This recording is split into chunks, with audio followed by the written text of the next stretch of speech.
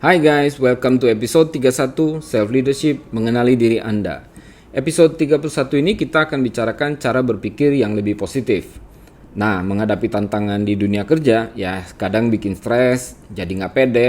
Tapi kalau kita bisa ubah dengan cara berpikir positif, semangat kerja itu akan lebih positif dan lebih produktif. Nah, gimana caranya? Pertama, stop self-talk negatif. Di tempat kerja, pasti sering ada momen di mana kita merasa ragu, ya, takut gagal, atau merasa kurang mampu.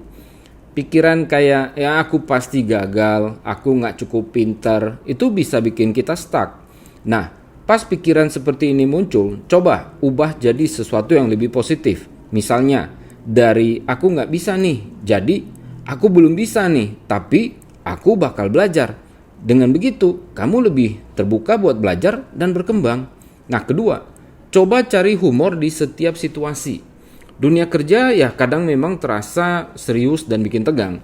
Tapi kalau kita bisa ketawa di setiap kesulitan, itu bisa bikin kita lebih rileks. Misalnya kalau ada kesalahan kecil di proyek.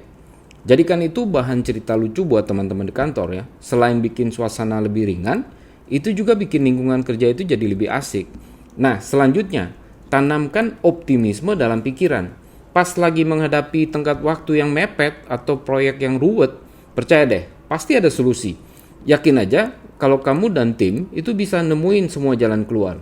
Sikap optimisme ini nggak cuma naikin semangat kamu, tapi juga bikin jadi energi positif buat orang-orang sekitar. Terakhir, ya selalu pakai mindset positif buat hadapi segala situasi.